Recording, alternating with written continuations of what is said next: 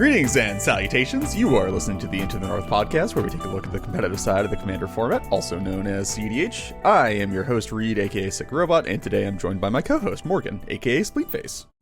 How's it going, everyone? And in this episode, we're going to be covering some stuff from the past few months. Turns I think it's been about 4 months since we recorded or so, around there. When you, don't upload for months, there's lots to talk about. You have stuff to talk about. You don't have the topic problem anymore. We've solved it. So I guess that's the thing that we should probably talk about first. What have we been up to? What's been going on? Mostly just been busy with work, and life in general. Life yeah. Life moves along. Yeah, I haven't had as much time to play CEDH. I've done it a bit, but I don't know, my schedule fills up, and then when I don't play, I'm like, then I don't think about the podcast, Yep. But I think CH is definitely one of those things for me where it's like, the more time I have to think about it, the more time I make to think about it, and the more time I make to play it. But I think the threshold thing for me, at least, is I can't, it's very difficult for me to just play CDH without interacting with the rest of the format at all, at least in how my brain works, where, I feel like the prerequisite for me playing games of CDH with friends or just, random LFGs online is that I have to be, interested in brewing or, tinkering with the deck or tuning it at this point. It's not really a pure play thing. Yeah, that's definitely fair. I, don't... I have my decks, and I keep up with new cards, and I tinker with them a little bit, and I goldfish them, and then I'm am I really, super enthused about going and playing this at, locals or finding games online? Unless I have a spicy new idea. And I don't know, I haven't been hugely inspired. At least for CDH level stuff. It's weird for me because I feel like I've always been a very dichotomous CDH player where some of the absolute nonsensical jank I've put together over the years. But then, when I go to tournaments, I'm I've hyper-optimized TNT, and I've been doing it for, years. And, I don't know, I feel weird that I haven't had the spark for my jank brewing recently. And I feel like that's what motivates me to go out to locals, even if when I go, I wind up playing my more serious or more established decks as well.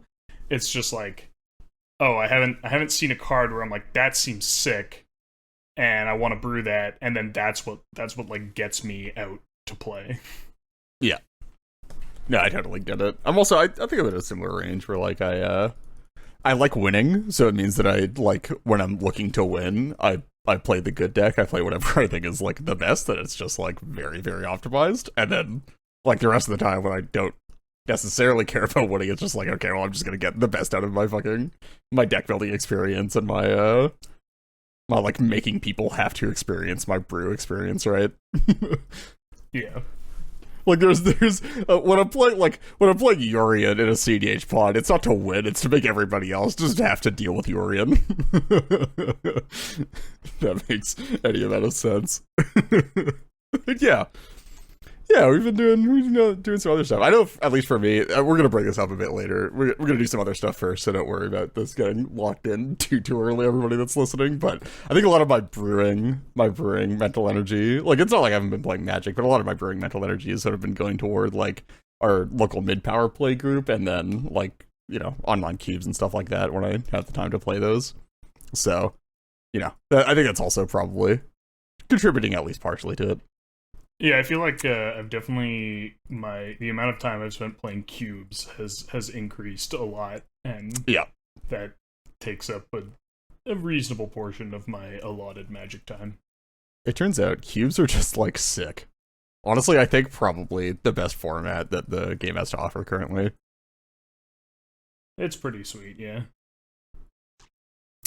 Cool. We also have a couple of other. I guess we have some pre-show, quote unquote pre-show stuff. Mostly just that. I think the big thing that we will be saying is that we're unlikely to be doing events in the U.S. for the foreseeable future. I'm not sure if we talked about it in the previous episode. Probably not. I think we mentioned it a bit. Yeah. So unfortunate. Really, really would love to hit up KubeCon year after year after year, but just doesn't seem like it's in the cards for the next little bit. But we will be trying to get out to stuff in Canada a bit more. So there's at least one that I know that myself, Morgan, and Flower are going to be going to in September, which is Command Fest Ottawa. Always a great time. Big fan. I don't think I've actually been to a Command Fest Ottawa before, though. It's usually Montreal or Toronto, so I think that'll be fun. I haven't been to Ottawa in like years and years and years. Yeah, it's actually been a good while for me as well, despite the fact that I lived there for a decade. Born and raised, yeah. But yeah, it'll be fun. So that's September 5th to 7th if you're in the area, which seems unlikely, or just looking to go to events. That's a fun one, and one that is unlikely to wind up with you in a different country that you didn't expect to be going to when you try and cross a border. So, you know. Yeah. Big pluses. Cool. So we can get into the actual chatty stuff. This is going to be a relatively unstructured one because there's just some loose topics that we've had sort of floating around that we wanted to talk about. But yeah, we'll talk through them. I think the first one that we have here is recent sets, huh? There's been some good stuff. I won't lie. There have been some bangers in the last little bit. I think when you say bangers, you mean like sets or cards? Sets. Okay. I mean, some banger cards as well, but I think there have been some banger sets. I think from the last time we recorded was March, or wait. There would have been a winter set and a spring set, so Aether Drift and I think Tarkir Dragonstorm? And oh no. Yeah, and then no, one of those was the fall set, and then Final Fantasy was the spring set, right? Yeah, I think. Let me go check. Tarkir Dragonstorm, just so was the fall set. Yeah. I think. Okay. I just want to see when we recorded the live episode, and there's no real. 15th of March. There we go. So yeah, we would have talked about Aether Drift, which is fine. But so I think the last two that have come out since the last time that we recorded were Tarkir Dragonstorm and Final Fantasy, and in my opinion, both banger sets in terms of actually like printed cards. I think the design space on both of these was like really, really good. Like potentially the best in like literal years in terms of design. I think like the last one that really stood out to me from a like card design standpoint was like MH3, and even then I think these both sort of upstaged it in a lot of ways. And before then, like not much, right? Like I guess Wilds of Eldraine and Lord of the Rings were decent, but I think honestly, like I don't know, man. In my opinion, I think agree about Lord of the Rings. That the design was good or bad. Which side are you disagreeing on? As a set, I think the design was really bad. I think the good cards are too good, and the rest of the cards were too bad. That's fair, actually. I think there was like a decent bit of compelling stuff in there, but not necessarily. Yeah, I guess the power level was sort of not necessarily on point. But yeah, like it definitely didn't make my experiences more fun in basically any format. Fair. Okay. That being said, I think what I'm getting to is I think we've been sort of bereft of a like real good like what's the opposite of who's opposed to the lore guy on like the two, so like there's like the lore guy and the card mechanics guy. Is it Melvin? It's Melvin, right? Is the card mechanics guy opposed to Lorthos? So yeah, it's Lorthos and Melvin, right? Anyway, we haven't had like a real like Melvin set in like a couple of years, I think. And I think Tarkir Dragonstorm and Final Fantasy have both been pretty well knocked out of the park. I think Tarkir Dragonstorm is probably the best set in years. I love that thing. I don't think there's like, I think like every card, like they kept spoiling like uncommons and rares and even some commons, and I was just like, these are all like super compelling, interesting designs. Even if they're not necessarily super unique in terms of what they're actually doing, they were all like pushing into sort of unexplored space. and like doing some really interesting stuff that like we just have sort of been. You didn't know that you wanted it until you saw it, and we're just like, oh, never mind, that's like sick. I want to do stuff with that. Yeah, I've definitely I have been happy recently where like the commanders haven't necessarily like called to me to brew around, but I've seen a lot of cards where I'm like, that card seems neat, and not that card seems absolutely busted. Yeah, And like exactly. I feel like they for a while they were pretty regularly missing high, and I think they've dialed in a little bit on like how can we print stuff that isn't just absolutely like. I mean, I guess I think they've maybe they've dialed in on printing stuff that doesn't break like eternal or non-rotating formats more, but I think I think the rotating formats more. Yeah, I think standard might be struggling a bit right now from what I know. I think also like Final Fantasy was a bit high in a couple of places. I think like modern is looking to be struggling with like Cecil right now, which is like the 1 mana like zoo dude. And then I know Standard's like really struggling with VV as his casual commander. That one was definitely VV was definitely like I'm not sure how they thought that one was okay to go out. There were like a couple more it's like one of those Nadu things for me where it's like you could have taken like one of 3 lines of text off of this card and made it much better. Hey, it only has made it much more reasonable. The thing that I will say about Vivi is that like I think I saw people make the Nadu comparison. It's even if it's similar on power level, which I'm not sure. I think it depends on if you like goldfishing. It might be similar on power level, but it's just so much more interactable. I just like it's so much less obnoxious. Oh yeah, sorry. I'm not saying this is as bad as Naughty. I was more alluding to the idea of like it just has so much stuff on it that you could like just take off. Like you could rip half the card off and it would still be fine, right? Like no, I'm sorry. I'm not saying you're like claiming that Vivi's way too powerful. I just mean It's just I had like criticized older sets for doing stuff that like the good cards are too good, and I think Vivi's probably of the recent sets the closest one where that might be true. But it's like if it's too good, it's not by a lot, and it for at least for CEDH, and it's not like regularly just I guess I'm taking like a 20-minute turn as I like flip half my deck 1 card at a time, and like, that was no bueno. I think I don't know, like I think the rest of it is pretty decent. There's a lot of stuff in at least the Final Fantasy set, I think, where like I read the cards and I'm like, that's horrifically busted, and then like you actually sort of do a bit more analysis and it's like, well, maybe it's just like not good in any format, but like the card is just way too good, which I think is, I don't know, maybe that's where you'd want to be in design, is that like the cards are inspiring and make people think they're broken, and then they play with them and it's just like a bit underwhelming, but it's still sort of there. Like you get the play patterns that you want, but not necessarily the overshoot and power level. Yeah, I guess like if you go, wow, that's broken, and you play it and you go, wow, I guess it's not broken, but it's still fun. That is pretty much the dream. Yeah, that's like basically where you're at. Like the card that I'm looking at as I'm talking about this is Cloud Midgar Mercenary, which is just like you look at that card, like I don't, it might be broken, I don't pay that much attention to standard, but my assumption on this is that it's not actually going to see a huge amount of play in many formats, maybe exactly standard and EDH, but like you read the card and it's just like so far above rate compared to anything that's been printed before in that space. Like it's a 2-mana 2/1 that like tutors DTs for an equipment and then also doubles equipment triggers. Like just, I mean, like the gross. Obvious comparison is Stoneforge Mystic, which admittedly I don't. Well,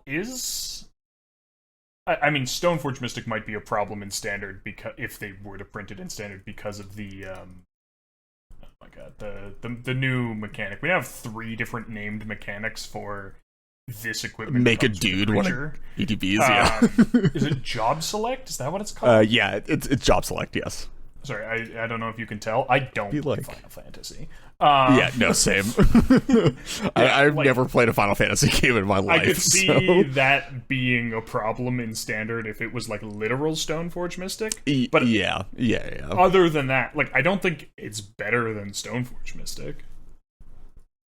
I don't know, man. I think the doubling up stuff that's attached to it is like very much like I think Stoneforge Mystic is busted for a very specific reason, which is that it cheats in high cost equipment, like high cost impactful equipment they don't need to equip, or like don't need an equip cost paid after you get them into play, which is like that's a relatively limited set of cards, right? Like there's basically exactly Cauldron Complete and Batterskull, and like those are not even particularly threatening in the formats they're legal in, like not particularly good. But I think, like, swapping out the cheat in a thing for just make your equipment better, especially now that, like, they just keep printing insanely good, cheap equipment with good triggers on them, it seems. But so like what? Like I genuinely don't know. Like what equipment are you like doubling? Is it like obviously it's knight that can carry a sword really well, but like. For, like, stuff like Legacy, it's like, you know, it carries, like, a sword, carries a GT incredibly well. I think for, Okay, GT's pretty obnoxious, that's fair. like, modern level stuff, yeah. Yeah, like, that's the main one that I'm looking at. Thankfully, you can't do huge amounts of damage with a Skull Clamp because of the way that it's worded, but, I think, like, realistically, there's, like, I mean, Buster Sword, obviously, that one. Just, yeah. If you equip a cloud with that one, I think that's sort of intended purpose, but... like that. You can do like Aether Spark stuff with it as well. I don't know. I feel like it's just like but like this is what I'm getting at is that like I don't think it's actually busted. It's just like this. It was just an example of what I'm talking about where I say like you look at the cards, you're like, wow, that's so far above rate compared to anything I've ever seen before in this space. Then you play with them and it's like, okay, this is actually like sort of reasonable. And whether or not that's because Magic is getting more powerful and the like actual power scaling is like, you know, cards look very busted because, I don't know, maybe I've just been playing Magic for too long and cards just look busted now because they keep getting more powerful, but I don't know. That just seemed like a phenomena for me. Got the whole, I feel like the like parabolic curve of card game power levels is such a weird phenomenon. Yeah. Where like what are the most broken cards in Magic? It's like, oh, well, the shit they printed in Alpha when they had no clue what they were doing.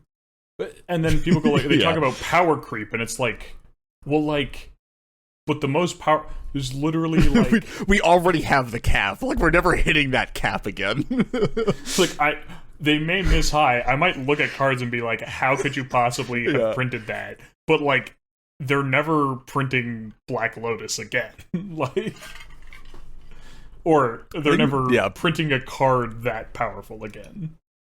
Yeah, I think Magic is in sort of a special position there just because it's like the first. So they made all the early Magic design mistakes aren't just early Magic design mistakes, they're early TCG design mistakes that everybody else learned from. So it's just like yeah, which is why Yu-Gi-Oh never printed a broken card draw spell. That didn't that's fair.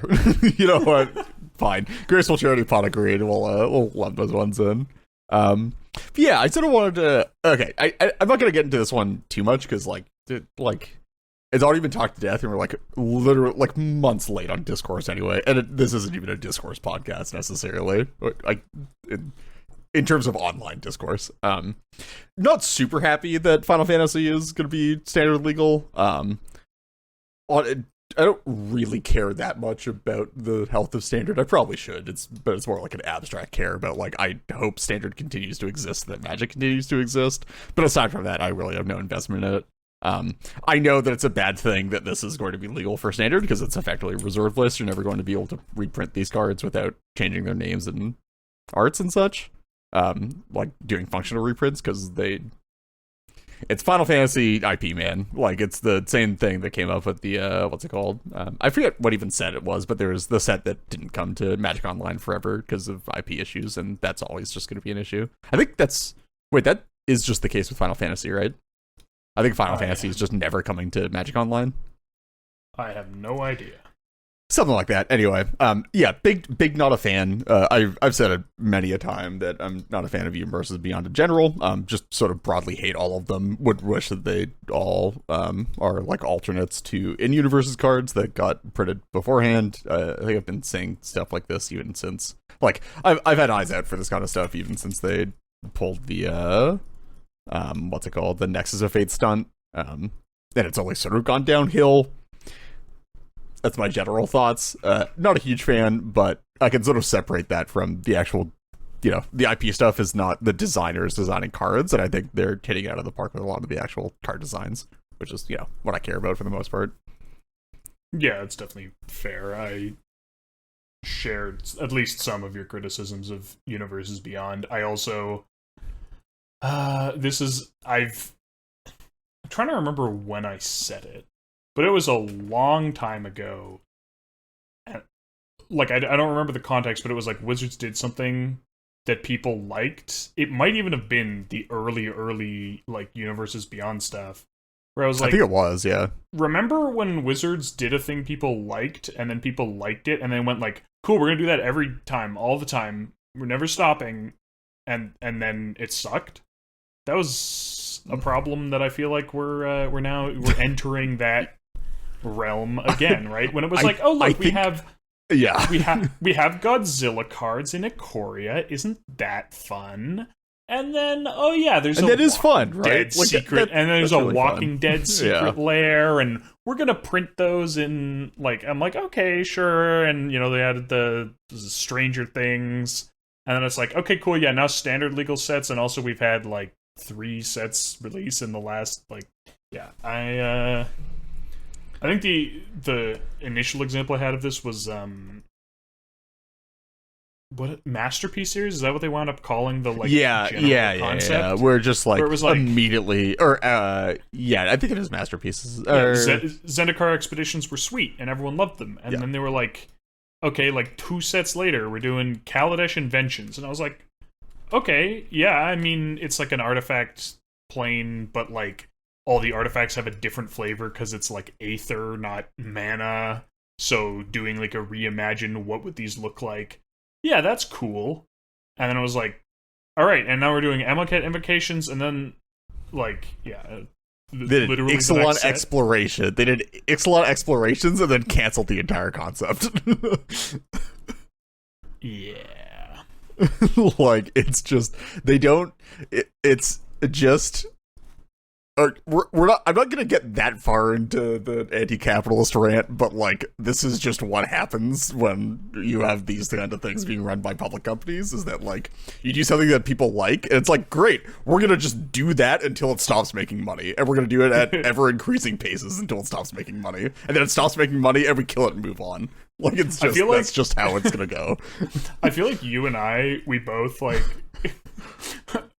we have the things where it's like, babe, promise me you won't get political at dinner. And it's like, this topic comes up, just pull out the Soviet flag and we're singing the Internationale. And it's just like, it's like, I'm not even that far into, like, it's like, let's just not even get into political thinking, because I really don't think I am particularly extremist on any topic, and I'm not going to get into it. But just, like, you have to accept the realities of the current situation, which is that, like, this is just going to continue to happen.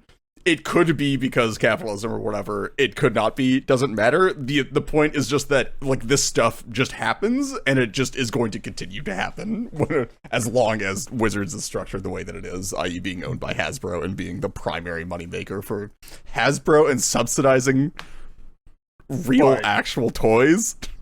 At least we get to bitch about it on the internet. Exactly. Anyway, that's our rant. Actually, I guess we have 2 rant topics. I maybe structured this incorrectly. That's fine. We'll get the second rant topic over with, or maybe this will turn out to be a bit more cultured of a discussion. Who knows? I feel like I'm gonna rant more on this one. I feel like you ranted more on this last one. You know what? Let me cap this one off with a bit more negativity, but a bit of Magic specific negativity, which is that I love the fact that these sets exist. in terms of like the like text of the cards got printed the way that it did with Final Fantasy and Dragonstorm. I hate that we have to have Aether Drifts in between those sets. Like, that sucks to me. Wait, what's wrong with Aether Drift? It's Aether Drift is, in my opinion, I think potentially the worst set in like years. Damn.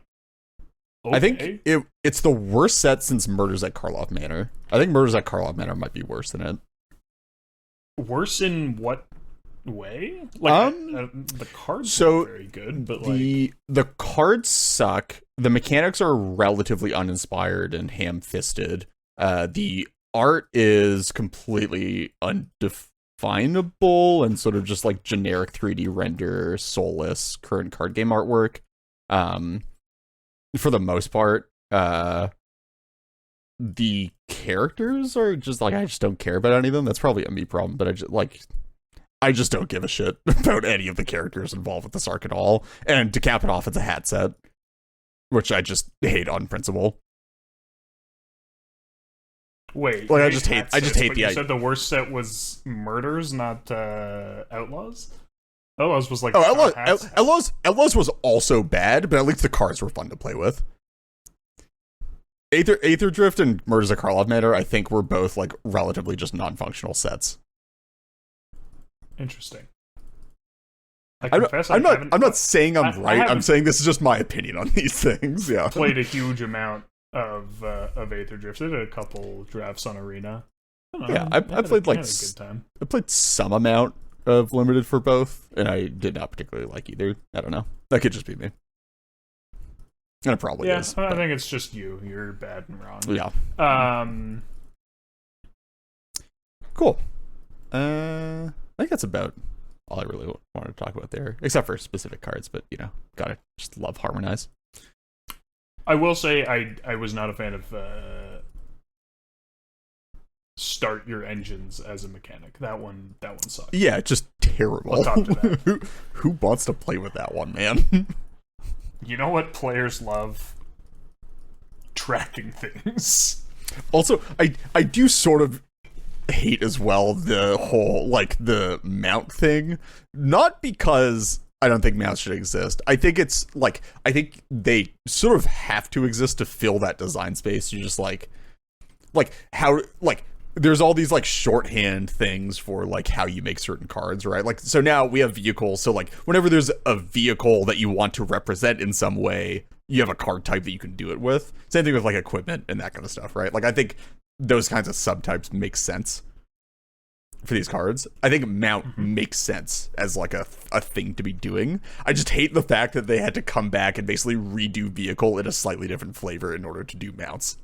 Right? Like, I hate there's not, like, some unified thing that they can put mounts and vehicles under, because there are so many cards in Aether Drift that are like, whenever this crew's a vehicle or a mount, because we have to call that out now, it does this thing, and none of the previously vehicles things are, like, forward compatible with the mounts at all. I guess you probably could have come up with, like,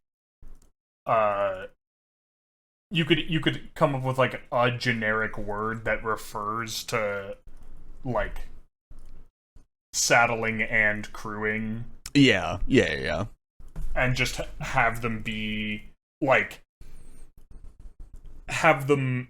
I'm trying to think if there's, like, a good example of two mechanics that, like... I think so, is the issue. Well, like, I've noticed that it just tends like to not be something they do. Like, this isn't, like, a perfect analogy, but, like, surveil mills. Right, but it didn't always, like, this took rules reworks for them to get to, right? Like, sure. Full, like Oracle text, like, which I guess you would have to do for, like, mounts and... Yeah, I guess for mounts and vehicles you have to do, like, a similar infinite thing. foresight when they design cards and sets. Open-ended design. Learn it. Come on. True. Yeah. So actually, I think they should do iterative design. They should just, like, release horrifically broken sets and then refine them. I mean, is that not Arena? Is that not what they do already? Yeah, but they should commit. They should just do it. They should only print the cards once they've iteratively designed them by playtesting. Oh, just iteratively designed everything in the set before it goes out. Gotcha. Yeah. All right, actually, before we move on, okay, favorite card from the last two sets. Doesn't have to be actual favorite, just whatever you've been enjoying playing with recently. Man, I don't know that I have a good answer to that question. Fair enough. What was even in I think Storm? Truly, my favorite conceptual design, I think, is Sipsig Ceremony, because Heartless Summoning is like one of the GOAT designs in my opinion. I love Heartless Summoning as a design, and Sipsig Ceremony is like Heartless Summoning, just like jacked up to 11. I love it. I think you've liked some Teamer Battlecryer, right? Oh yeah. That's a great one. That is a very fun card, and like for sure, it gets. I think it's in a sweet spot where it gets crazy, but like you definitely have to work for it. Yeah. You have you gotta put in work to get up there. I feel like that's something they've been doing a fair bit recently, of just like these things that give you like massive discounts or whatever, but you just like it's on a relatively inconvenient condition, so you actually have to like put in the work for it. Yeah, it's it's a design space I feel like they've struggled to get right in the past. Like, yeah.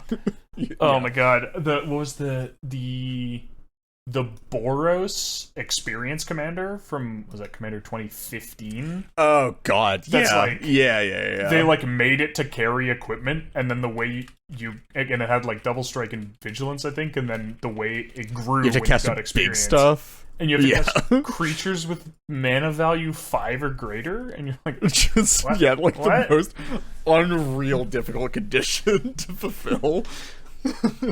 And then they missed high the other way on like Marin, where it was like, oh yeah, you get stuff back from your graveyard, and the stuff you get back gets bigger as more stuff dies. And it's like, well, this is just like basically and Mizzix as well, where it's just like, you're just like, just keep casting larger spells in sequence until everything is free.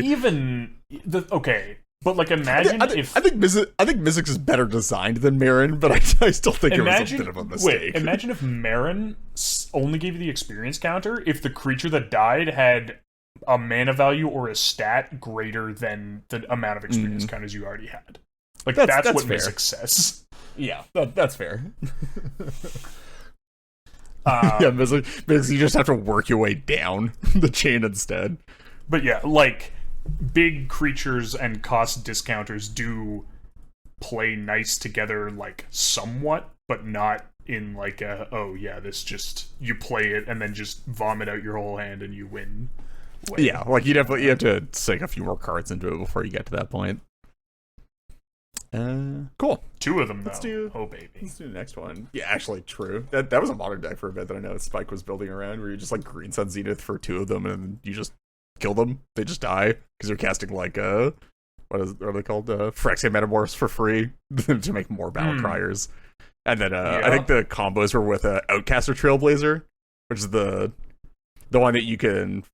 Is it foretell? Oh, they have so many. A plot. It's the plot one. It's the one that's in Dock, where you whatever another. When it ETBs, you make a mana of any color, which is stupid, and then whatever a creature with power 4 or greater enters, you draw.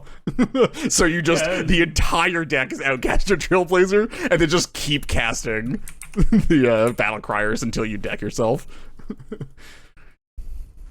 Very fun. It does sound like fun. Yeah, anyway, sorry, I'll stop. I've been trying to get off of this topic for like 15 minutes, and there's always more stuff to be mined out of it. Yeah, so I mean, the other big thing that we sort of wanted to talk about is current tournament culture and tournament gameplay. And the weekend of discourse. In specific, one particular. Well, I feel like there are culture and gameplay. two important That's fair. happened in relatively short successsion. Yeah, you know what? Fair. Why don't you bring us along on this ride, Morgan? All right, Because I feel like you're much more steeped in. Like I have a pretty good overview of this stuff, but I feel like you just simmer in this stuff for like ages. Yeah, there was a tournament. I don't know, like a month. It was less than a month ago, or around a month ago. Something like that. I do not remember exactly when. That the finals pod went for 11 hours.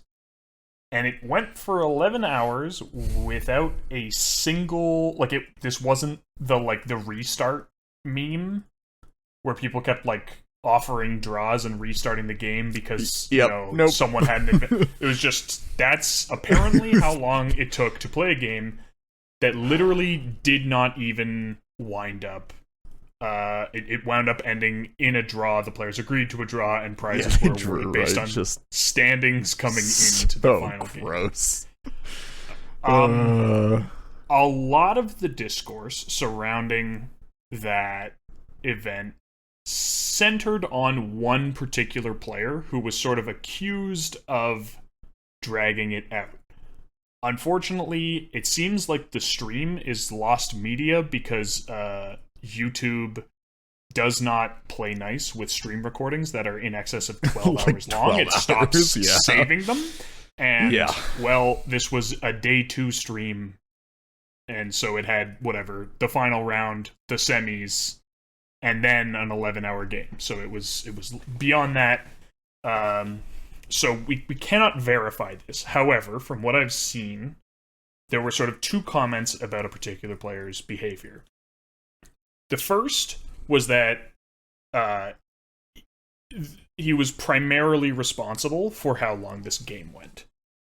And from my experience, having played some very long games and played with a player who dragged games out a lot in another tournament, I would say that can be true, but obviously only to a point.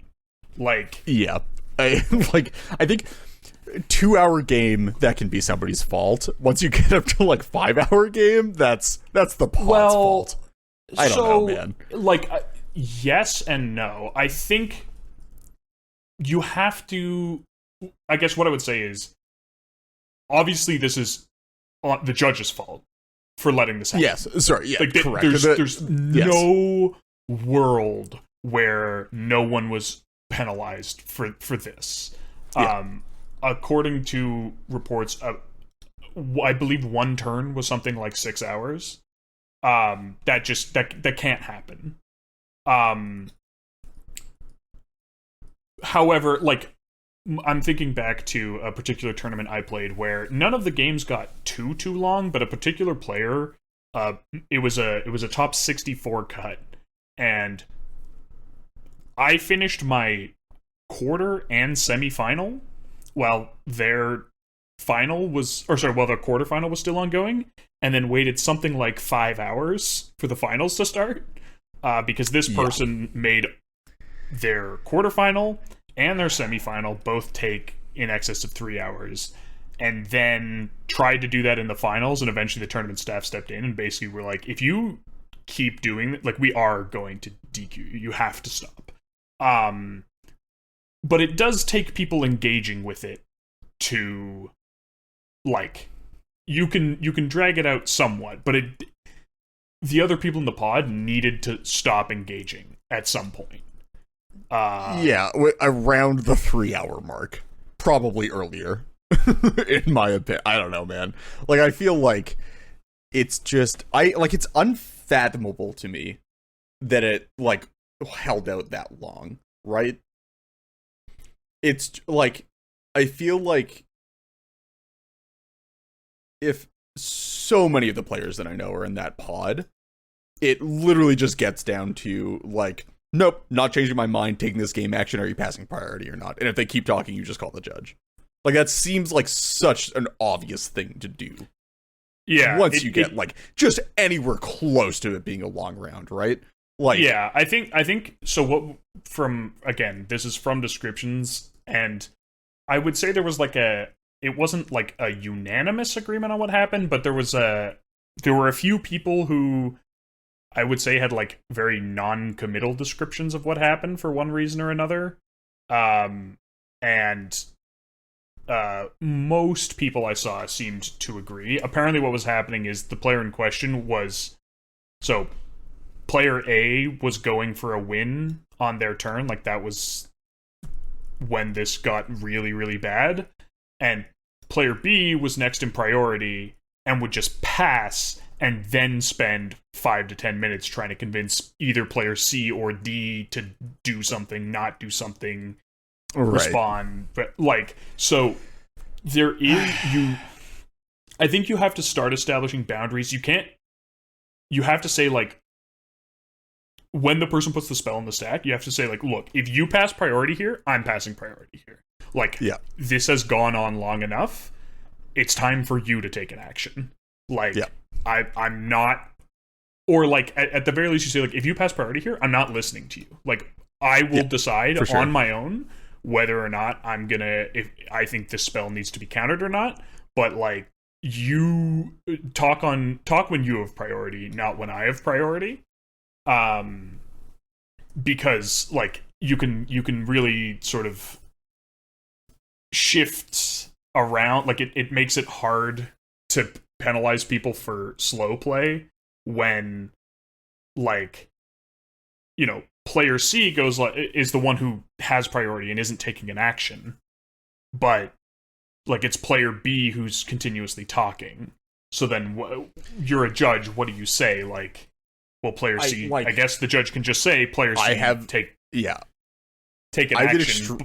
An extremist viewpoint on this, probably, or like the hard max viewpoint, which is like, I walk in as a judge and be like, you need to take a game action or you're getting a warning. You stop talking and stop distracting them or you're also getting a warning. Or in fact, probably I just give the person that's distracting a warning, tell the person to take a game action in the next 10 seconds, and if they don't take a game action, they also get a warning, and then I tell them to continue doing the thing, and if they don't take it another, like, whatever, 30 seconds, a minute or so, you just get the game loss. And I guess, like, even if the warning goes to the wrong person, it still should have most of the desired effect, because once you get your warning for slow play, because somebody else is trying to talk while you're holding priority, you can just be like, look, man, I can't hold priority. Moving. I'm going to get DQ'd. So if you pass priority, we're not having a 5-minute conversation. So there's that angle. The other angle I saw, and this was, I would say, less of a consensus, though I didn't see many people disagreeing, it just wasn't mentioned as often, was essentially that the behavior was pretty bad. Like, the constant talking was coupled with berating people for not taking game actions quickly enough, or taking game actions that were considered to be suboptimal, or like I mean, like, that's really horrific if it happened, but also like, I will be the first to admit that, like, I did not watch this live. The recording is lost media. I have not seen I've not experienced the actual talk, and I don't think there's been enough confirmation from either parties involved or people talking about it online, from what I've seen, that, like, I'm super comfortable getting into that. But again, if that kind of stuff does happen, like, you should also just be getting warnings and being kicked out for that. Like, that's also on the judge, especially because this is a streamed, untimed round. You have a table judge for this kind of stuff. Like, whenever you hit top 16 in these events, those tables all have a judge, usually, especially for large events. Or you have, like, 2 judges, and each one is just walking between 2 of the pods, right? Like, when you have a table judge here, we're just going to keep getting back to this, but, like, this is, almost entirely the judges and tournament organizers' fault for letting it get to that point. Yeah, It absolutely, like, this is many points of failure here. I guess what I would say is, with, like, slow play is a rules question, And so ultimately, like, you can call a judge, you can ask a judge to start enforcing it, all of that, but, like, ultimately it does come down to the judge has to enforce it. If you see someone berating people, you are fully within your rights to speak up and tell them to knock it off. And I would say you're, in fact, responsible to do that. Yeah, so, I think again, that's a this pretty is reasonable statement. On the assumption that it happened, which cannot be corroborated at this time, which is, I think, why, like, this is why we're not naming and shaming here, because, like, it's a bit of a weird situation of, it seems like people are saying this happened, but the evidence we should have is gone for, some strange reasons. Unfortunate reasons. Unfortunate reasons. Sorry. Strange reasons makes it sound like I'm being conspiratorial. I'm not. This is a known issue with YouTube stream recordings. For literal years, I'm pretty sure. Yeah. Turns out YouTube wasn't built to be a streaming platform. Who knew? Anyways. Who could ever have guessed that? But, like, if someone is attacking people for their plays, or is, like, trying to make them flustered or berating them, or, like, any of that, I think everyone has a duty to speak up. And the reason I'm harping on this is because, while we don't know about this event, we do know about another event that happened at the same weekend, or might even have been the same tournament. But there's a pod where a player who was new to their deck was trying to combo off, and a person in the pod just started talking and wouldn't stop. Like, they were trying to. It was Lumra, which, has some strange combo lines. A lot of, like, not particularly easy. In fact, I would say and triggers. One of the harder combo lines in terms of decks in CDH period, potentially even decks in CDH history period. Like, there's a lot of thinking at every step in that combo most of the time. Yeah, and, like, it was just a continuous, like, we joke about this with Reed in our casual play groups. Yeah, the mental DDoS, but, like, players, it's a bit, and it's all with friends in a friendly play group, not playing for stakes. And also, I think, it's the understanding that if they told me to knock it off and shut up, I would. Like, it's yeah. You would shut up if you were told. And also, I don't think you, like, do it when people are doing, like, complicated county mathy type line planning. It's more like when they're making decisions on, like, where to their point turn, and there's dead air. I'm a podcaster, man. There's dead air. I'm talking into it, right? Like, Reed must fill empty spaces with both his ego and his voice. Just all the above. But yeah, like, it was pretty clear, and it wasn't like they were talking the whole time and just kept talking through the turn. They started talking. So, like, that is a particularly egregious example, but I think there are problems with CEDH tournament culture. We've talked about some of them on this podcast before at various different times, but, like, we go viral in the broader Magic community every so often, and it's pretty much always a terrible look. And I'd like to change that. I think the unfortunate part is I'm not necessarily sure how likely it is to be changed before it all comes crumbling down at some point from something truly horrific happening. I hope it doesn't happen. This is not me wishing ill on CDH as a tournament format, but, like, it's just, I feel like this was tested years ago when we started having the slow play discussions of, like, just how do you, like, this is so obviously an issue with twice the number of people, with, like, far more complex decisions to be made a lot of the time than 1v1. Like, we knew for years that slow play was an issue, and it was like, yeah, we just really hope that it doesn't come up that much, was basically the answer that we got down to as a community. It was like, yeah, the judges need to enforce it. We don't have enough judges at these events. You just have to hope that it doesn't happen that much, or that people are like willing to self-enforce or call judges for that kind of stuff, which just isn't going to happen. We know this. Judges do not get called as much as they should for a lot of issues because people are conflict averse. Very understandable. It's just like not a solvable issue. And I think we're starting to... You don't want to be the NART. It's not just conflict averse. Yeah, for sure. If you're the person who calls it, yeah. So if you're the person who gets someone in the pod in trouble, like, that can actually, even if people aren't consciously like, oh, I'm gonna throw the game to make sure that guy loses, it's like, yeah, you know, they just take your statements with a little less charitability or trust or whatever. For sure. And I think this, like, everything, a lot of it that we're seeing right now, maybe not everything, but I think a lot of the stuff that we're seeing right now that is, you know, coming from conflict or whatever, is really just extensions of the same core issue there that, like, underlined the slow play issue, which is this, that, like, yeah, it's a social format. There's a lot of social dynamics that go into playing it in a tournament setting even. And, like, people don't call judges. Judges don't necessarily enforce at the level they should for a lot of this stuff. And calling a judge can have a negative effect on your results in the game, even though it shouldn't. So, like, you just have all of these factors working against, like, having a functional large-scale tournament format without, like...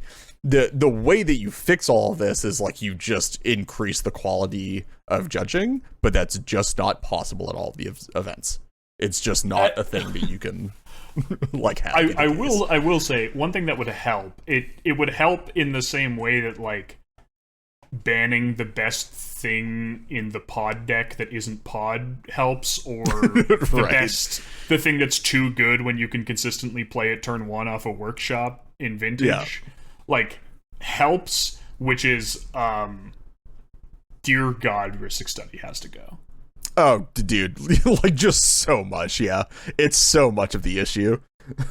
Like, because it essentially doubles the number of actions taken on, like, every spell in the game, because and that's only the direct effect of it too, because the indirect effect is that there are also more actions taken in the games.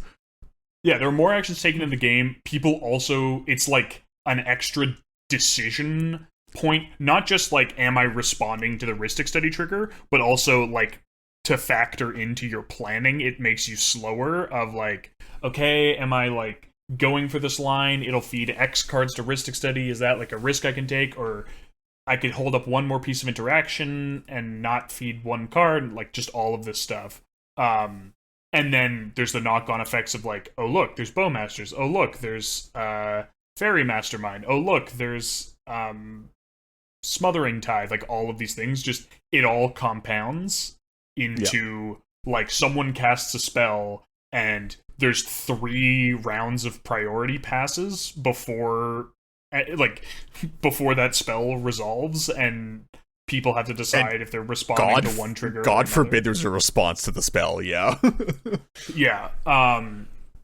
So that would, I mean, I do think it is a cultural issue. It's not just, like, one card or a small set of cards that are the problem. But I think the way I would put it is that Ristic Study, Mystic Remora, these effects create the opportunities for slow play to be an issue by just, like, exponentially multiplying the number of things that have to be responded to, and, like, if we count passing priority as an action, actions that have to be taken, or decisions that have to be undertaken might be the more salient thing to bring up here. So that would help. I don't principally disagree with Nick Joking's the article he wrote, basically saying Krakashima has to go. It you know, just drags out these turns too long. I think he just got the wrong card, you know?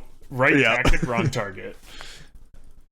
For sure. I think, like, it's sort of an interesting sort of thought experiment to get into of, like, the CDH community self-policing, ban lists, but not on a power level scale, just on the second sunrise Sensei's Divining Top scale of like, okay, these cards actually just make it impossible to run like real tournaments, like actually have tournaments to run on time, so we just don't allow them here because we need games to end. I think it's unlikely. I think there's a lot of tournament splitting discourse that comes along with that. We have now like a fair bit of shared trauma, like decent amount over the last 5 years of various attempts of this kind being made. But I think that one's sort of an interesting one to think about, like on a local level. Like if you have, your local TOs or local game shop that runs tournaments, like maybe consider just being like, hey, we just like don't have Heuristic Study be legal for a couple of events. See how it goes. Yeah. I don't know. All right. Or not. Maybe just play the format. Well, yeah, let's just pack it up and go home. Who even likes Magic For real? games? Cool. No. Before we move on to the fun stuff, there's one more thing that came out of both the weekend of Discourse and the following weekend, which is mistakes. We will generously be calling them mistakes. There were clips from a particular game where a player made a lot of mistakes that all seemed, like most of them in isolation seemed very understandable. Like they're playing at instant speed because they resolved a Born Upon a Wind and they try to play their land for turn. Forgetting that, like, oh, I'm doing my whole turn in response to some, like a silence on the stack. I'm going to take my turn with a Born Upon a Wind. And they're like, oh yeah, I can play my land. A mistake that doesn't actually seem that difficult to make once you sort of just are operating on the premise that everything is happening on top. Like you just forget about the thing that you're responding to. Some weird wonky tapping a permanent that taps for multiple mana and then tapping another one and then untapping one of them, but like recording the mana wrong. Just all of this stuff. It's really, really hard with stuff like this to prove that someone is cheating. And I know we've talked about this in like with Magic pros in other formats, where like when they make mistakes, it looks bad because they have played so much that it's like you should, if you're like a true pro, you should not be like, if you're like a modern or like GP Pro Tour grinder like, and you start mistapping your mana, it's like, this is pretty suspicious. CDH players just get far fewer reps in, like far so many the interactions are also like much weirder than anyone, and the interactions are much weirder, and like I have definitely made my share of mistakes, but what I would say, without accusing anyone specific of cheating, though there were some that seemed maybe a little harder to there was an interaction where they had a breach. They were deciding what cards to exile to their breach, and then basically they wound up having a card that was in their graveyard not be represented as being in their graveyard when they showed it to other people. And it was like they handled the card, it was pulled out in a way that made sense, and then there was like a completely logical time to put it back in with they were deciding which of two spells to cast, and then it was like, okay, so they're both out of the graveyard, but then they like picked it up and then didn't put it back in the graveyard and like put it back down and then put their exile pile on top of it. I don't know. Point I don't being, know. There were please tell tournament staff, make some noise. You don't have to accuse the person of cheating, but the way that if people are deliberately cheating, they will get caught is if there's a pattern. And that pattern can't be established if you just let them fix it and don't call a judge and don't let anyone know. Like, these ones were streamed, so people could watch through the replay and see what happened, and, you know, maybe Which that is why it starts got brought up. Yeah. why it gets brought up. But these things happen all the time, and, like, you know your rights, but also please take advantage of your rights and just be like, look, I know this fix isn't like we can just do this fix. We all agree on what it should be, whatever. But, like, if you don't call a judge, then it never gets recorded. And if it never gets recorded, then if they are doing it deliberately, they get to keep doing it. So, yeah, this is a habit that I have very much at this point, that I would encourage everybody else to pick up as well, which is that when these kinds of things happen, in terms of, like, when mistakes get made and you need to roll back a game state or, like, deal with just something that is not the way that it should be, yeah, like Morgan was saying, a lot of people will just go, well, you know, like, we can just roll this back, like, it's not really that big of a deal, or they'll just, like, say, no, we're in tournament, you can't do that. Before doing any of that, my habit, and I would encourage everybody else to do it, literally just call the judge. You'll get your time back, you will get a correct resolution. If it isn't the correct resolution that you're looking for, you appeal to the head judge. There's a process for all this stuff. Just call the judge. Because it's not even about just, like, you know, getting like, maintaining like a list of these occurrences for if somebody is potentially cheating, but it's also, it just makes games run smoother, and also, weirdly enough, insulates you from being the bad guy in a lot of these situations, where, like, if you just try to figure it out and it goes the way that somebody at the table doesn't like, and you were pushing for it to just be done, like, you're the bad guy now, right? And if you call a judge and they do the thing, they do the resolution, you're not the bad guy, you're just doing it by tournament rules. You're just like, hey man, I'm just calling a judge because that's the way that you do this stuff. And for integrity, for brownie points, for communicating sincerity, call a judge on yourself. Yep. Like, I've definitely done that, of, like, yep. Oh, I saw an extra card, I'm putting it back, I'm drawing for turn, but it's like, hey, judge, I whatever, I went to draw one card, I accidentally drew two, and I saw it, like, because, you know, then it's obvious, like,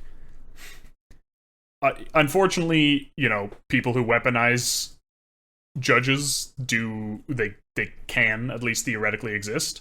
So if you show, like, look, I'm just being consistent and I want the rules followed and I want to make sure that everything's above board, then, you know, that calling a judge on yourself goes a long way to show that you're being consistent, not being a narc. Yep, for sure. All right, fun cool stuff. Fun stuff. Okay. This is we the stuff do actually enjoy playing Magic. We do. I swear this wasn't intended to be a rant episode. It just so happens that the stuff that we wanted to talk about was rant adjacent.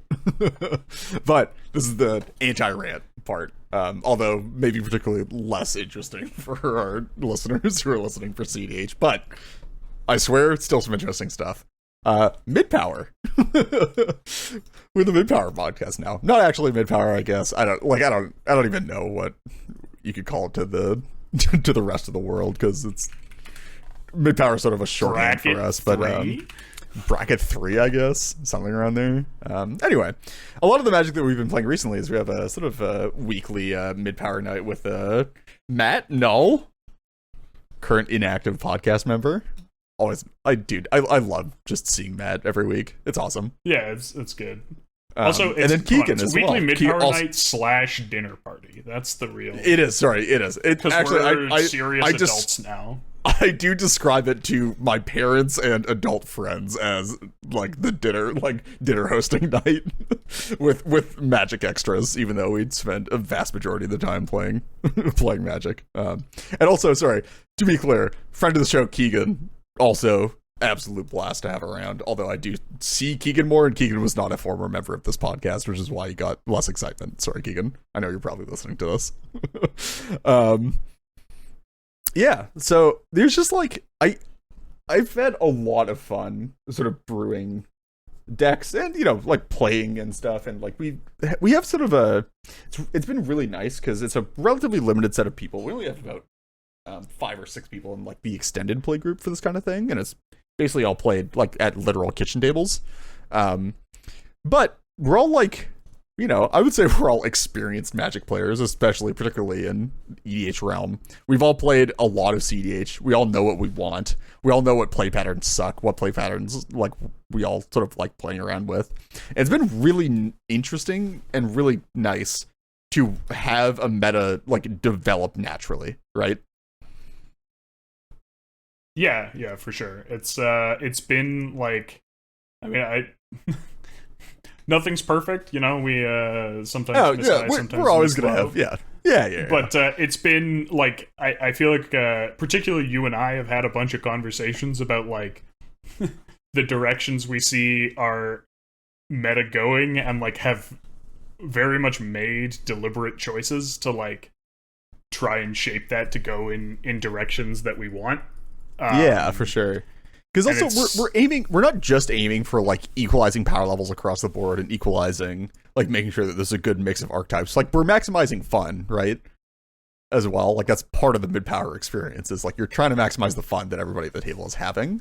So there's like some really interesting considerations when like choosing decks that you're going to build, or like card choices, package choices, that kind of stuff. Yeah, and like just you know, I don't know. It's like it's a brewer's paradise, because the like you can, the kinds of conceits that are just like disqualify something from being effective at the higher power levels are very much like you can lean into those in a lot of ways. Like I need like a certain type of engine piece that like in CEDH would be like, okay, so you have to find a clunky piece before your commander does anything. And it's like, well, yeah, but that's fine. That's just like the pace of game that we're actually playing. Yeah, and also like there's all this stuff where it's like, oh, I want like 6-ish copies of this effect in this deck, just because like I need to be able to hit it relatively consistently.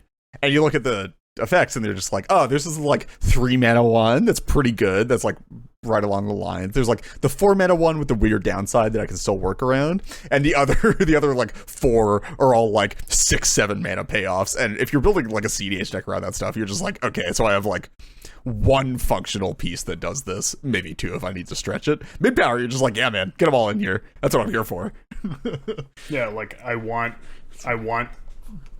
in CDH, you're like, oh, yeah, I'll play the 2 mana version of this effect, and then you're like, well, I'll play the 4 mana version and the 5 mana version, like, because I can, rather than for sure. I think the big one that I noticed about that one is specifically Matt's Ancient one, where like sick deck, it's very resilient considering our meta as well, weirdly enough. But like the core combo cards for that deck are just so far beyond being able to play in any higher power level, but they work because you have extra time, right? Because the entire deck is basically like, think of it as like living death combo, basically, where the core combo pieces are creatures that do stuff, you know.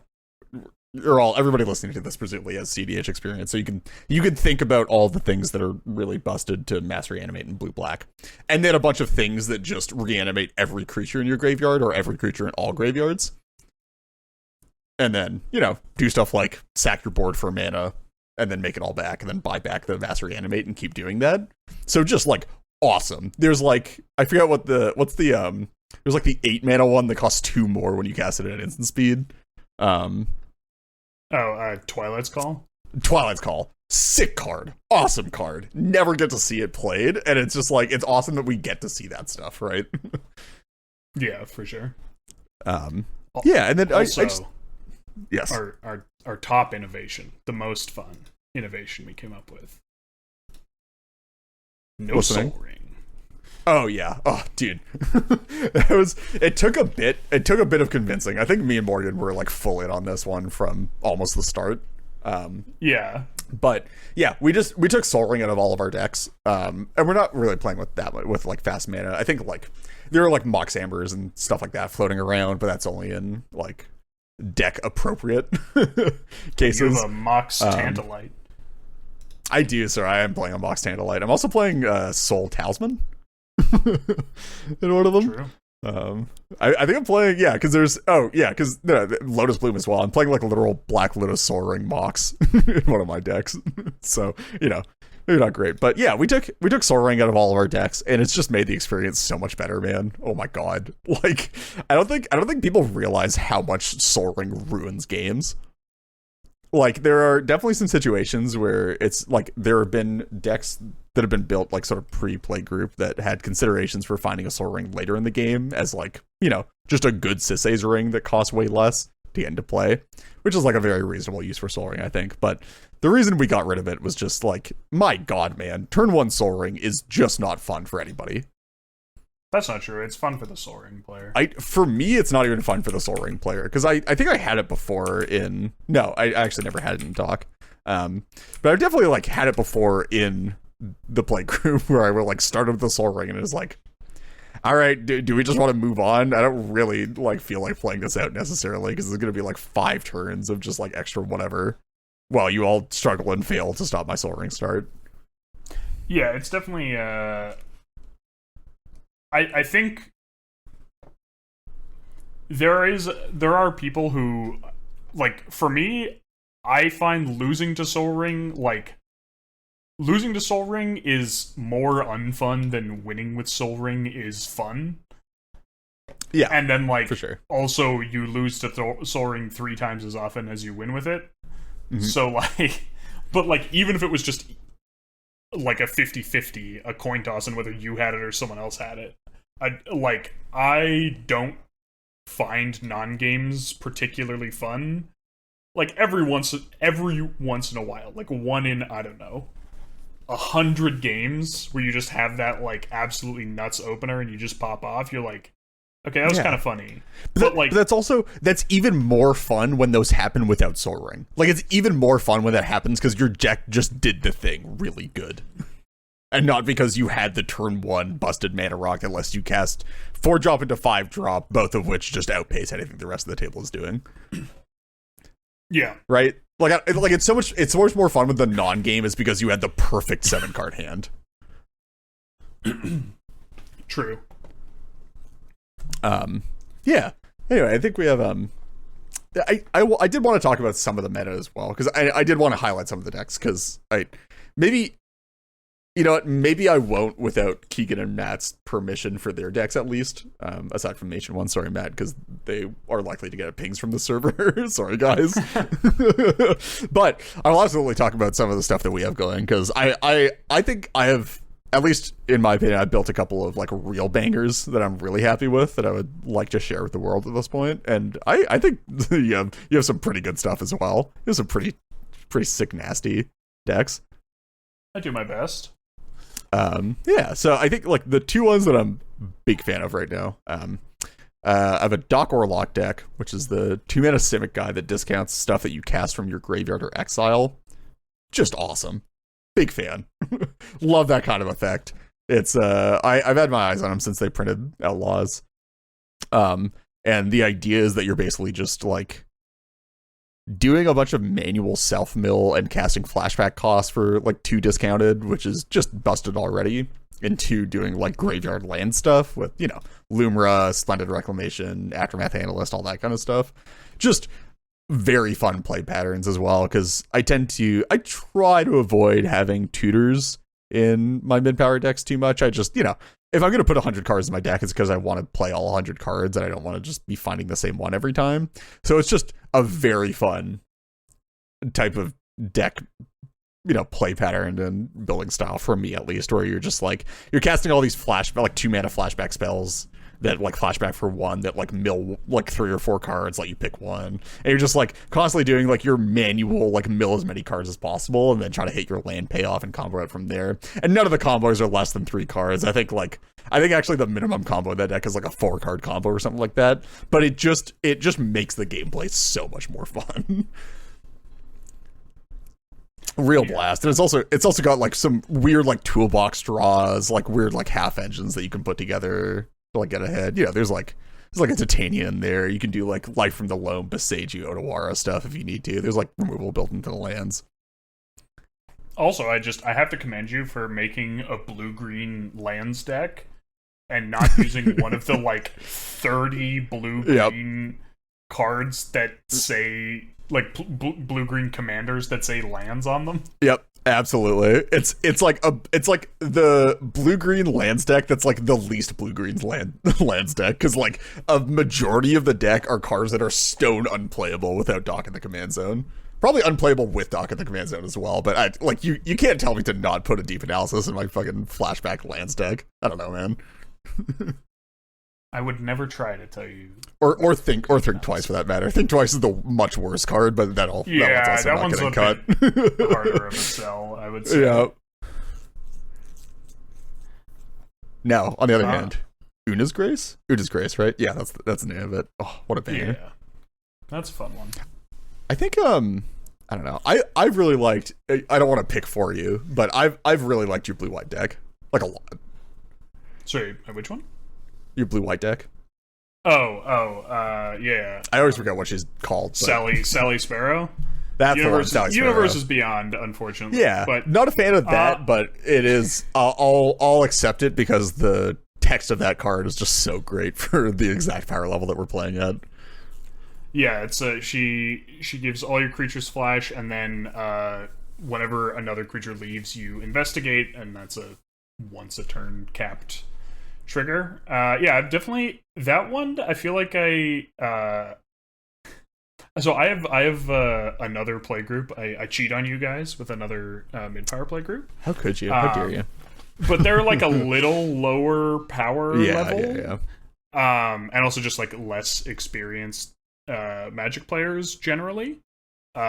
So that one, I think for a while I was trying to like keep it in that it was like range. Straddling two worlds a little bit, where like it's definitely not like oppressive at the lower levels, and turns out actually one of the things it's not good at dealing with is people just dumping large stuff on the field, which is something that tends to happen actually, a lot more in my other play group. Sort of figuring, because the deck is like very much like white weenie, like like blue-white weenie kind of like interactive permanent dudes with some flicker to get your card draw, which is like all very well and good when you're like playing the Delver role versus all the combo decks on the table, which is like sort of what I feel like what ends up happening in our play group a fair bit. I have been hit for like I don't know why, but it's in a couple of decks in my other play groups, and it shows up every once in a while. Aetherwind Basker. Oh yeah. Oh yeah, baby. And just every once in a while I'm like, how much am I being swung? Oh, there's like an Aetherwind Bastard coming in, and you have 19 energy, huh? Oh, surely okay. I won't be getting hit for 20 here. But yeah, so but I think I've sort of accepted. I've made it. Probably it's a little too strong for that group, or like it's definitely on the strong side, and just like slowly upgraded it and like been intentional about increasing the power level at least a little bit. And I think it's definitely started to feel a little bit more like I can play it in our group, because I remember a few months back when I was playing it before I did some of the upgrades, I'd be like, I'm trying desperately to like play like control and like struggling really hard, but it's working a little better. I think we're working a lot on also like just smoothing out, at least I think myself and you and probably Matt are, I don't know about Keegan. I think Keegan just sort of plays the decks that he wants to play, which honestly respect. But I've definitely been sort of focusing on trying to flatten the power curves for a lot of my decks. And just like remove the spiky top end a bit, like, not having it so they can't pop off, but having it so that it's just like, your highs are much closer from game to game, and then your like lows are brought up a fair bit, so that you're not just like ever doing you're never doing nothing, right? Because I think that's just that just makes for consistently more fun games where it's like, I don't want to play a deck where I'm gambling on whether or not it's actually going to execute on its game plan at all from game to game, right? Like, I'm playing this to have fun with my friends. I want to make sure that every game is as fun as possible. Yeah, I've definitely I've been feeling like I need to do some of that tightening up on Saheeli, which yeah, for sure. That one's I feel like is tough because it's I really do love the conceit of that deck, but also I definitely think it has issues with just like once people see what the peaks of it are, it just gets removed, and the commander is also just happens to be your primary game plan, even when you're not like immediately going for a win. I feel like. Yeah, I don't know. Maybe I need to like take out some of the combo cards, and the problem is like I don't know. Yeah, like the issue is the combos aren't even particularly easy to put together is the thing. Like it's just like so for those who don't know the card, it's the Teamer one. It's one and Teamer for a 4/4, and then it has whenever you cast an artifact or artificer spell, you get an energy. At the beginning of combat on your turn, you can pay 3 energy to make a 5/5 hasty token copy of a permanent you control that you sacrifice at the beginning of the next end step. So if you can set up the energy generation, it just combos with like things that let you take extra combats, which is like how the deck generally wins. But also turns out there's a lot of cards that if you make a 5/5 hasty copy of them, they're just fun. It's just sort of sick. So like, but it's definitely I know I put the Fear of God into Matt. He's like, I don't think I can let your commander stay in play. Yeah, maybe I have to cut the Ugin's Nexus. Maybe that's the that's the I one. Feel like actually it might be. That's definitely the one where I've gone from like I don't really have anything going on to you guys. I'm taking 2 extra turns for 5 taking 2 extra turns and you guys are dead. So like maybe that's the like. It could be. I hate that might be the case, because Ugin Nexus is just sick, and Keegan deserves to have some number of Ugin Nexus floating around in our meta. True. Those in Stranglehold, maybe? I don't know. I haven't quite gotten around to the Stranglehold deck, but it could come around at some point. Yeah, so that's where I'm currently at on that one. Maybe I also need, like... I feel like the other thing I could do, the more I've like looked at the decks I've built recently, the more I realize they all kind of have the same problem, which is just like commander over reliance. Yeah. So like maybe I just need to put in some synergy packages that like make the deck better when it doesn't have its commander. Yeah. I think like, I don't know, probably some artifact related shenanigans. Yeah, you'd like really have to figure out, like, I'm trying to think of like energy stuff that you could be doing, but it's just like I feel like you already have such a limited number of like actual like good energy cards, and they're all like sort of in there already doing what you want them to do. So there just aren't. Turns out when you have a mechanic that's only on one plane, it's sort of hard to make it work. How many cards can be printed with it? Also, I'm surprised that they keep coming back to it, honestly, because I don't think it was a particularly good mechanic. But at least they're like doing the interesting designs I don't know with like the Modern Horizons 3 stuff, all that kind of thing. But yeah, I think that's something that I've like really been trying to avoid when I've been building my decks. I'm not sure if you've noticed. You probably have. But I think that's just reliance, yeah, I think that's just probably an aspect of Reed decks in general. Wow. But yeah, they're all just sort of. Yeah, like what am I thinking? The Cody. Yeah, I was very much thinking of Cody. Cody, which I don't play anymore. Oh god, yeah. I love that deck, but it does need tuning as well. But I think it's probably gonna come back reincarnated as another commander soon-ish, because I think it's I've seen a couple of other ones that are do a similar thing that are more interesting, but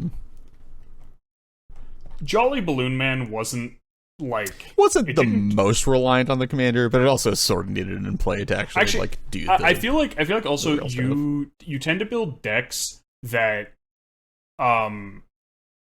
where I would say Doc is like sort of commander reliant in that Yes. Yeah. you for basically never win without Doc in play. Yes. But it's set up in a way where you don't need him to get started. Like, you don't need him in play to get off. Yeah, to, like, he's not off part the ground of the, on or like he's not turn. necessary for the engine to get set up. You then just go like, okay, now I'll just put him into play and do the thing. Yeah, needs a double discounter for all this stuff that's in my graveyard already. Yeah. But yeah, I feel like, I don't know, like I've definitely been thinking about that a bit more actively recently as well, though, of just like I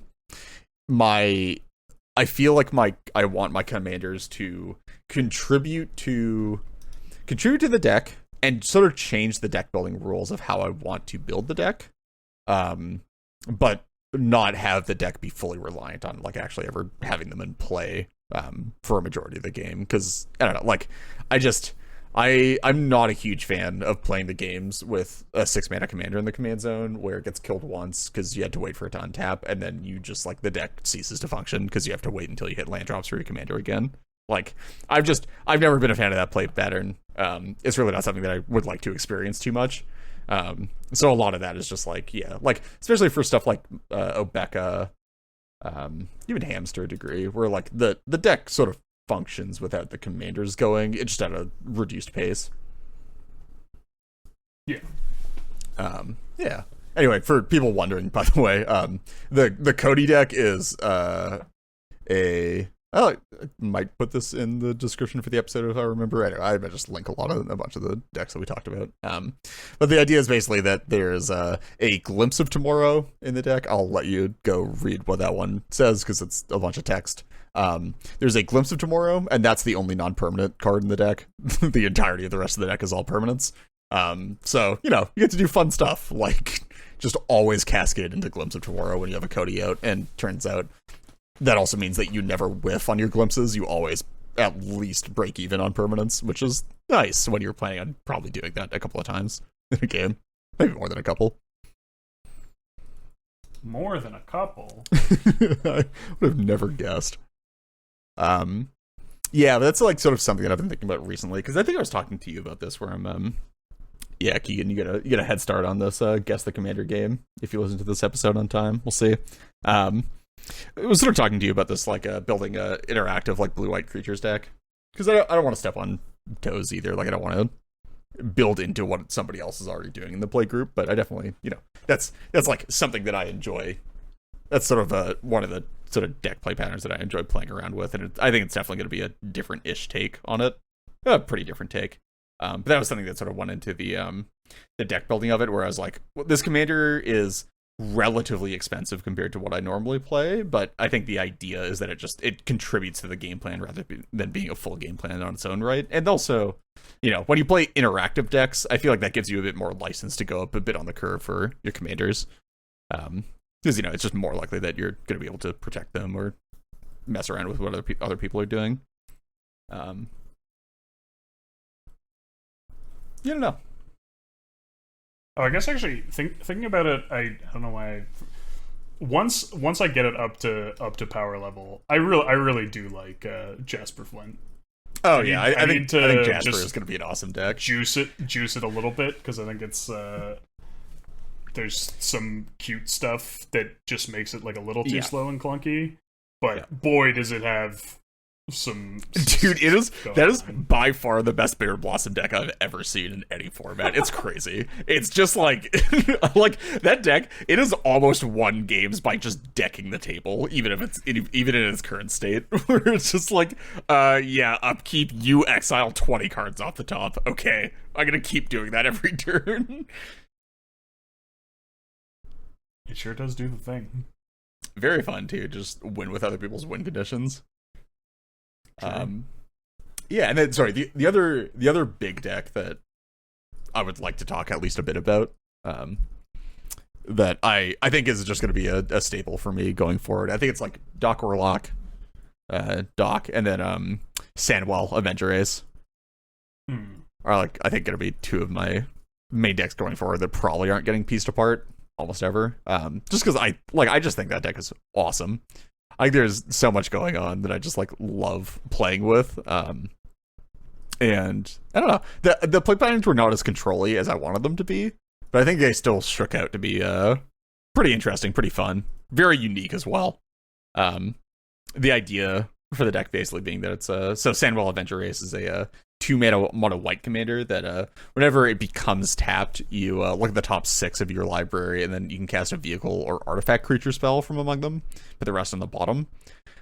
So you know, the level 1 there that everybody would think about is like, oh, what if you like Springleaf Drum it, and then like that's pretty good, and then you like Springleaf Drum that, and you can flip into artifact creatures, and then you know. I'll put the link in the video description if I remember, but you eventually the deck sort of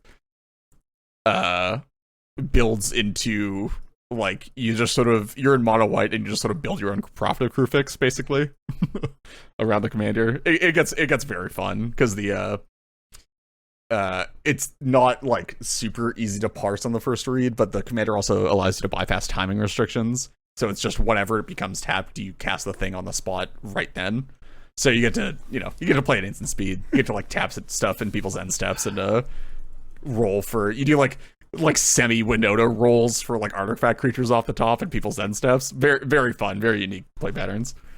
I love how you're like, you really like my blue-white flash flicker control deck, and you're like, so I have this mono-white flash control deck, and I'm working on a blue-green.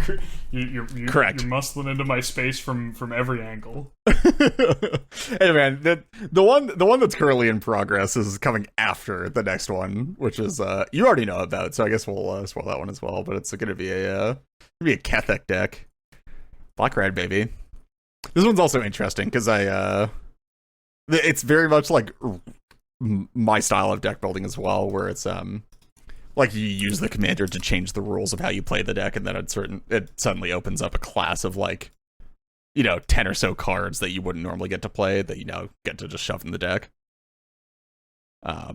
So we'll see. We'll see how miserable it is. I think there's definitely an aspect of this one that might be a bit horrific to play against, but we're gonna have to test that out first. It hasn't been battle tested yet. True. You never know. I do want to say though, yeah, actually play it. It's correct. I will say though, I'm not gonna give too much spoiler because I want people to try and guess what it is, because I don't think anybody's gonna get to it. But the statement is that I believe the highest win rate deck in our play group currently actively played deck with the highest win rate, is a Gates deck. Yeah, I think that's a statement. And I think I feel like it's a little that. unfair because it's like it's showed up at like 2 or 3 weeks, so it's like 3 or so. It's like it's been like doing the job, but it's definitely like what it is like a doing the job, which is not inconsistent. It's actually incredibly consistent. Wish it does it. It like, dude, it feels like just the greatest deck on the planet. It's just like, how are you supposed to beat this? Which I'm not sure I would have ever said for a Gates deck, which is just awesome. So anyway, you can all try to guess that one in the Discord. We'll see if Matt wants to give out the answer at some point. But yeah, everyone's opinion. I think that's exactly, just constantly. Yeah, so we might have like another 10 minutes or so of it, but the idea was sort of that me and Morgan infrequently talk mid-power, and obviously like I'll play it the mid-power night, but it's not like we're not necessarily talking shop about mid-power the entire time. It's a vehicle to have fun and hang out with friends and eat dinner and such, and then get some Magic in as well. But I don't know, this is just a nice opportunity to spend half an hour or so actually talking shop, talking nitty-gritty on this kind of stuff. I don't know. I guess the thing that I sort of wanted to talk about in terms of brainstorming was, so one of the issues that we're currently lacking is we're sort of lacking some instant speed, actual like interaction counterspells, I guess, is like the big thing. Like we don't have a huge amount of counter magic sort of sitting around. But also we're missing like some amount of stacks or like that kind of access as well, like permanent based hate. And I would ask you what you think is like the least explored area so far, or like something that you think that we're probably going to end up pushing into next. I feel like we have very few decks that that use like activated abilities. I feel like, particularly like more like instant speed and flexible ones. Obviously, right? Just like hang out. The and Planeswalker have deck board. uses a lot of activated abilities, and then like I mean, technically Azami does too, but it's really just one activated ability that you just use. I mean, Sandwell technically, but again, not really controlly. Sandwell's a triggered ability. I'm saying like a lot of the deck is very much sure. You have activated abilities to trigger, but like but it's not. It's not like the interactive stuff. You activate those abilities to enable the thing that the deck is trying to do. The thing that the deck is trying to do is not use those abilities. I suppose I could put Marisol is still mostly together. Honestly, sick because I think interactive Marisol could be real fun. Yeah, I mean it'll be miserable as well, but I'll leave the disc out because that was definitely by far that's probably reasonable. I would say, most turns out, Nev disc under that card is not particularly fun, not a great time. Sure isn't. But I think I don't know how to like do it to just like get people to actually, because I do think we just need to run a bit more counter magic. So what I was sort of thinking as well, and like sort of what I'm interested in, what I'm looking at going forward is I think we also sort of want decks where interacting is the primary game plan, or the primary game plan, like the inverse of that, where the primary game plan where the primary game plan involves interacting, right? Where I think that's not like necessarily the case for a huge amount of them right now. Yeah, like the interaction is sort of just because we're good EDH players and know that you need to play interaction and not like necessarily building decks around the idea that they're going to be interacting. True. But I mean, I do also think just like a little bit of like I've tried to do it with most of my blue decks. They just have like a couple pieces, usually like more flavorful interaction in them, and like I feel like there are a couple decks that I'm glad don't have counterspells in them. For sure. Absolutely. But like I think there are definitely some blue decks that could just have like just a few pieces of interaction. A couple more. It's like, because someone puts like a game-ending spell on the stack, and we don't want the response to be we all look at each other and someone coughs. Shrug. Also, or we need hand attack. That's the other approach. My which I'm trying to thought was hand attack, which I'm trying to figure out how to make a fun deck with hand attack. It's a tough line to walk. That was something that I was looking at relatively recently as well. I'm off of it now. I don't necessarily think I'm going to go revisit it, unfortunately, as much as I would really like to. But I was definitely real OGs who have been following my tapped out for like 5 years or whatever might remember a time when I played was trying out Neheb 8-rack in CDH. This is like years ago. Just don't think about this in the context of modern CDH. It really wasn't. This is like cockatrice in 2019 or something. But like just I feel like it was before that, because I'm pretty sure you were mostly off it by the time we started the podcast. Okay, it might be like 2018. It might be like 7 years ago at this point. But the idea basically being that it's the 3-mana Rakdos Neheb that whenever it connects, everybody discards. And that's just the deck. Like the idea is you just get everybody into a low resource state and then just grind them to dust with a commander that just like constantly empties everybody's hands every turn. Anyway, I know it sounds miserable. It's like I was coming up with like mid-power variations on it that could like actually like do that and then try to end the game rather than just like dragging it out. Not trying to like avoid playing bad cards or anything, just like just play the flavorful stuff, try to get it to a go. But I don't think it was quite there, and it's probably still a bit miserable to play against. Anyway, yeah.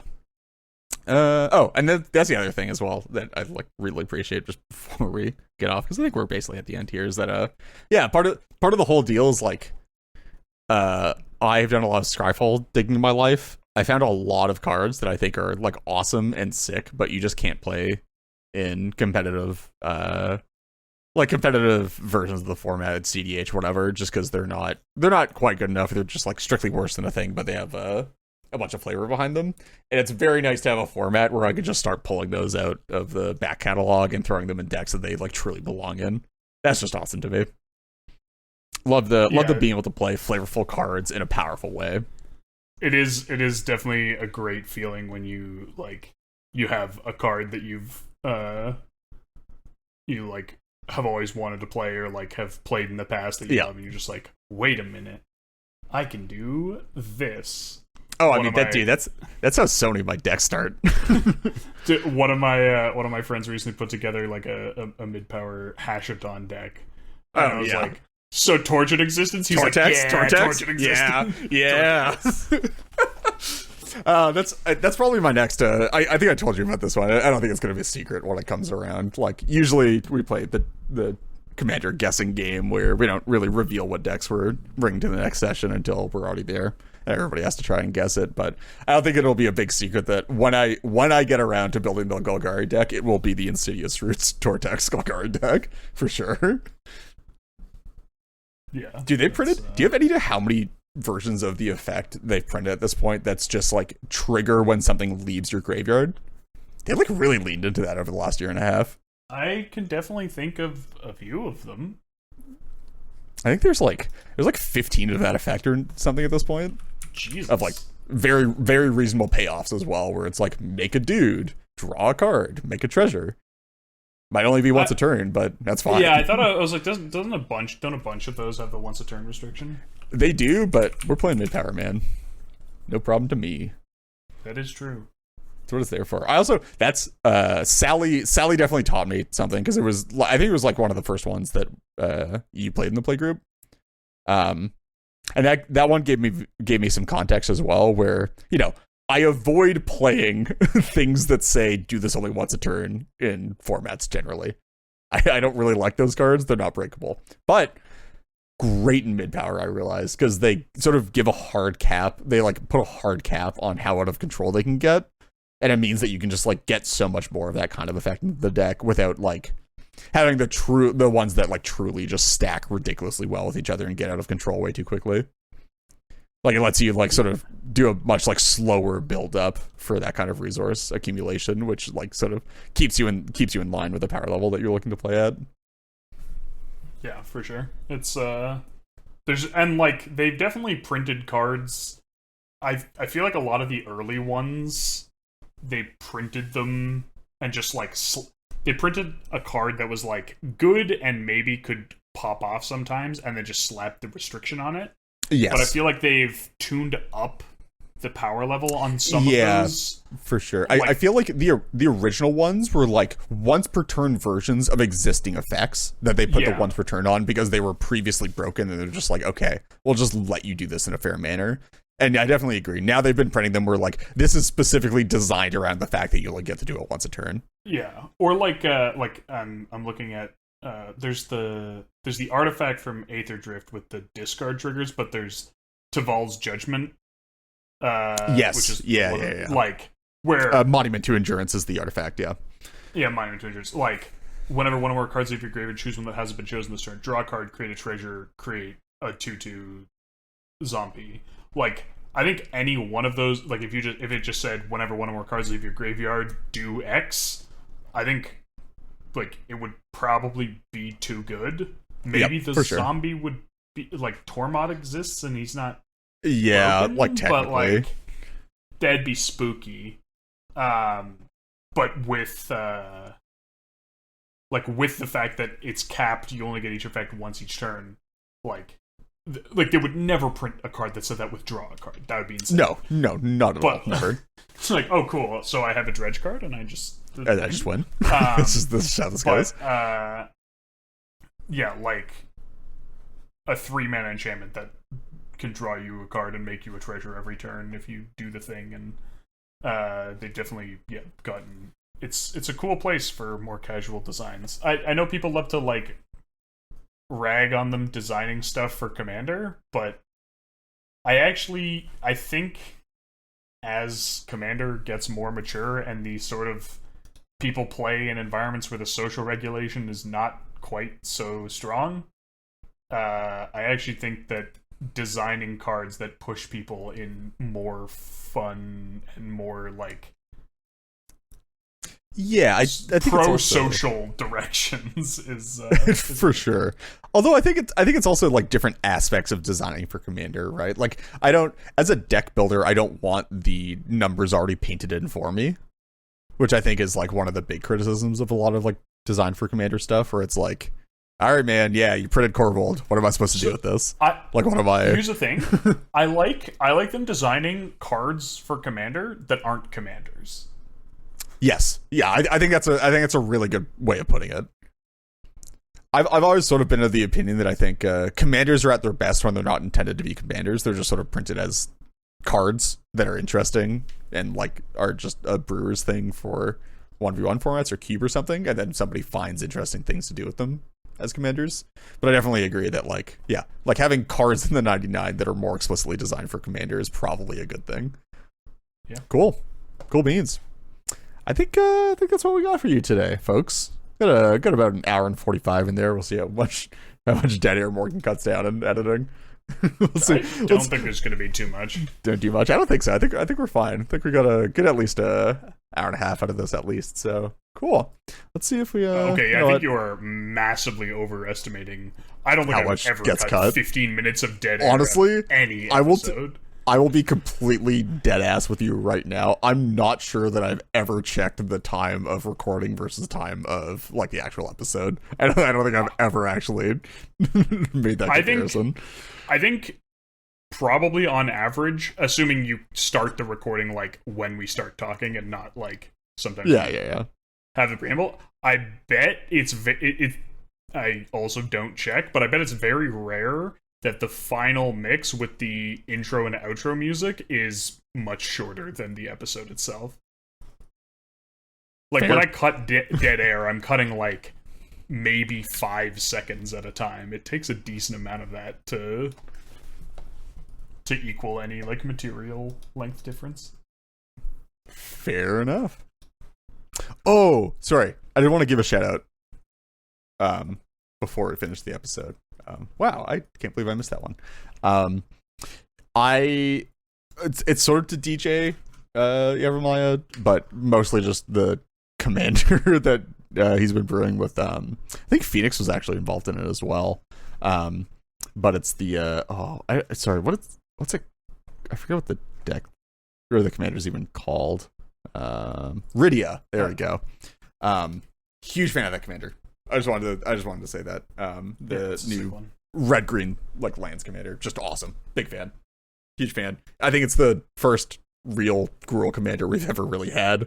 I think Rogue-Thar is super fake, and I think Atali wasn't really a Gruul deck. It was just a Dockside deck.